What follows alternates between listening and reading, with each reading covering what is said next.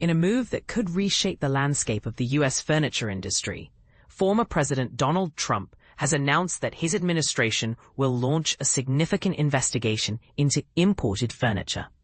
This probe could pave the way for increased tariffs on these products, adding another layer to the ongoing debate about trade policies and their impact on domestic industries. But here's where it gets controversial. While some argue these measures are necessary to protect national security, others see them as misguided attempts at reviving an industry that may no longer be viable in its traditional form. On Friday, Trump took to Truth Social, stating that furniture arriving from other countries would soon face new tariffs, though the exact rate remains undecided. The announcement sent shockwaves through the market, with shares of RH, formerly Restoration Hardware, dropping by 7.5% during after-hours trading. For those unfamiliar, RH is one of America's leading luxury home furnishings retailers, and this reaction underscores how sensitive the sector is to tariff-related news. This investigation isn't just another bureaucratic exercise. It falls under Section 232 of U.S. trade law, which allows the government to impose tariffs if imports are deemed a threat to national security. While past investigations under this statute have dragged on far longer than anticipated, Trump claimed this review would wrap up within 50 days. However, given the complexities involved, skepticism lingers about whether that timeline is realistic. Why does this matter? Well, the outcome of this probe could have wide-ranging implications. If successful, it might provide legal justification for existing tariffs, even those currently facing scrutiny in federal appeals courts. Earlier this year, tariffs imposed on China, Canada, and Mexico were challenged, and there's concern they could be overturned. A favorable result from this investigation could serve as a fallback strategy, ensuring that duties remain intact. Trump framed the initiative as a lifeline for struggling furniture manufacturers across states like North Carolina, South Carolina, and Michigan. He argued that higher tariffs would bring jobs back to regions once known as hubs of furniture production.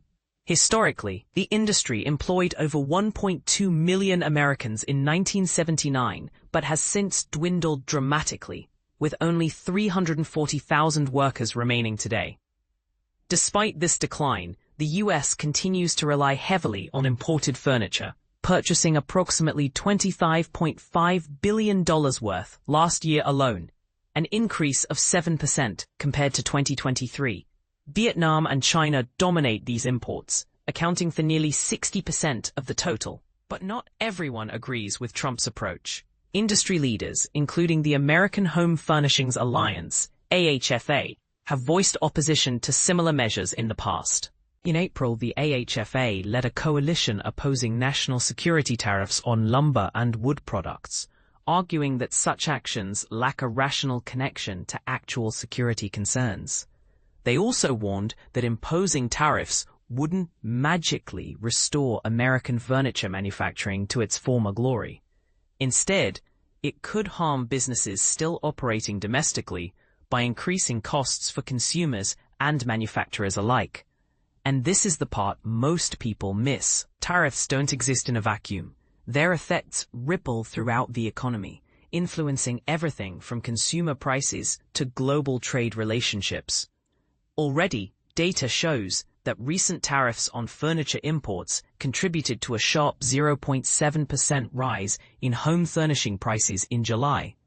While lower gasoline prices helped keep overall inflation in check, the pinch on household budgets was undeniable. Furniture isn't the first product category to come under the microscope. Over the years, the Trump administration launched numerous investigations into various imports, from semiconductors and pharmaceuticals to timber and drones, all under the guise of protecting national interests. Most recently, wind turbines joined the list, signaling a continued focus on industries perceived as critical to economic resilience. Interestingly, the European Union managed to secure some concessions amid these developments. As part of a broader trade agreement, Brussels negotiated limits on potential Section 232 tariffs affecting EU goods.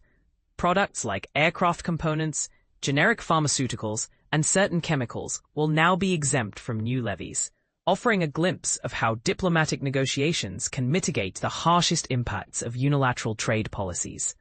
So what do you think? Are tariffs truly the key to revitalizing America's furniture industry? Or do they represent a short-sighted solution with unintended consequences? Should national security considerations take precedence over free market principles when it comes to regulating imports?